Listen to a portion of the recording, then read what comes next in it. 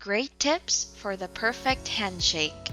Remember a time when it was considered safe to shake hands? Its usage is starting to resurface these days. And to celebrate it, let's do a quick recap of its history of handshaking and find out what makes a perfect handshake. Let's travel back to Greece for a moment. During the 5th century BC, it was believed that people started shaking hands as if to say, "I come in peace," indicating that both people are weapons free. While there are variations, the key purpose for handshakes is clear: to have a peaceful exchange and to initiate friendly ground. When we look back at the Romans, their handshakes weren't even done with hands, but their forearms. Ready to learn the tips for a perfect handshake? Be sure to stick around. Welcome to Savvy, where we have lots of practical wisdom to share. Hey, don't forget to hit that like button below, and while you're at it, subscribe and hit that notification bell for more advice here at Savvy. Number 1. Know who would shake first. It's the first thing you should keep in mind about handshakes. But who should initiate it? It's fairly simple. Who has higher authority between you and the other person? The one who holds higher office should get the handshake started, because this means getting the silent respect the person deserves. And if you are not the one who holds higher office, it means you respect the one that does. How can you tell who has higher authority?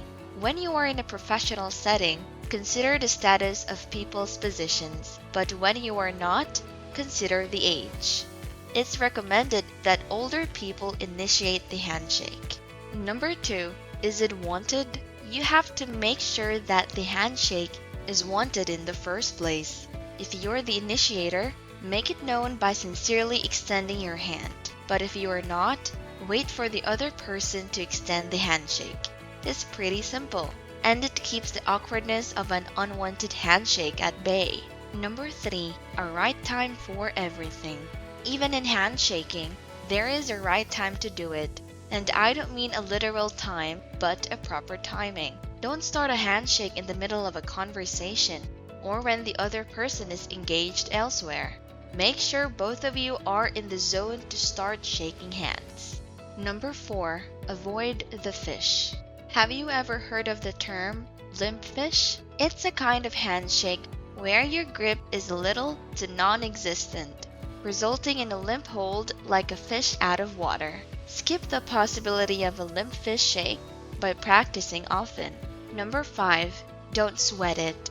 Just like how the limp fish is unfavorable, it's the same with sweat, or more specifically, sweaty hands. Since not all of us have dry hands when it comes to handshakes, keep your sweaty hands in check by wiping them clean before initiating or responding to a handshake. Number 6, shake firmly.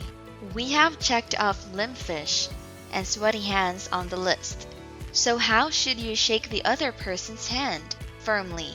That's right. Shake firmly but not tightly. A firm grip gives the impression that you are in control of yourself and can carry your own during the introduction.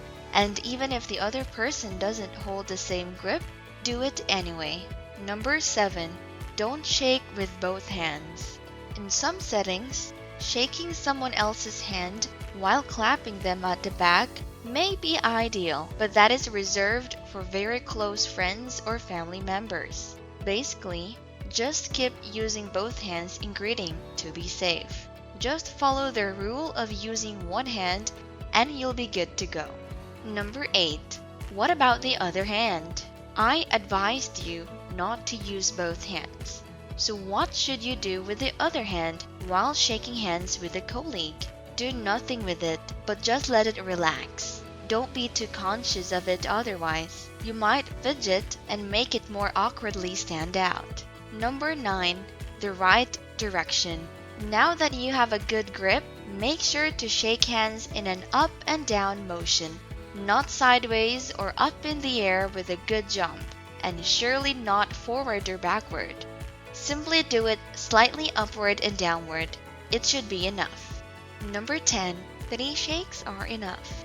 We now know that a handshake should go up and down, but how many times? Do it too short and the handshake would just be okay, but do it too long and it would be too much. If possible, limit the handshake by 3 shakes. Is professional and straightforward. Number 11. How long should a handshake last? 3 shakes and let it go on for only 2 to 5 seconds. Realistically, you will have the natural instinct to let the handshake last for that specific time frame. There's no need to actually count the seconds off. Don't stress too much about it and just let it play out. Number 12. Eye contact.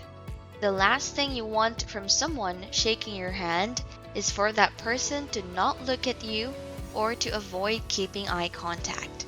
When you do a proper handshake, make sure to maintain your eye contact, but avoid straight up staring. Keep it casual and professionally friendly. Number 13. No excessive shaking. When people are nervous, they tend to overdo things. And that includes handshaking. Refrain from shaking the other person's hand too much, or you might literally hurt them. If you are nervous, take a deep breath and don't linger on the handshake too much. Number 14. Where should you shake from? Even if it's called a handshake, some people mistakenly shake from their shoulders. This results in a tricky and awkward handshake, something neither you nor the other person wants. Shake from your elbows and follow through with your hand. Number 15. Stand. When you find yourself sitting down when someone initiates a handshake, be respectful and stand up before accepting it. The same should be applicable if you are the one giving the handshake. Stand up to let the other person know you value them as well. Number 16. Stop the handshake.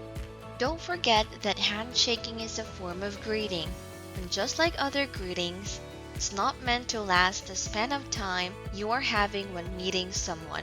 Don't convert handshaking into holding hands. Let go in time and don't make the other person feel uncomfortable by lingering too long. Number 17. Do it sincerely.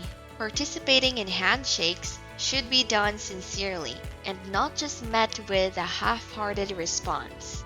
Be genuine about shaking hands with someone because otherwise would indicate you're not really looking forward to meeting them. Number 18. Use their name. When addressing the one you're shaking hands with, it's advisable to use their name.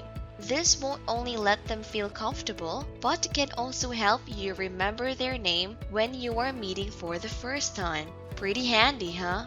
Number 19. Don't forget to smile. As I've advised above, sincerity is best paired with a handshake. But what is best used to assure sincerity? A smile. It's free and it's not that hard to do. Use it naturally and often. Number 20. Practice. All of these tips will be for nothing if you don't practice doing a handshake from time to time. When the situation calls for it, practice it and make sure to remember our tips for a seamless one. Well, that is enough practical wisdom for today. Don't forget to give us a thumbs up below. We will be posting 4 to 5 videos per week. So click the subscribe button and that notification bell to be notified of our new videos weekly. Thanks everyone and see you in the next video. Ciao ciao!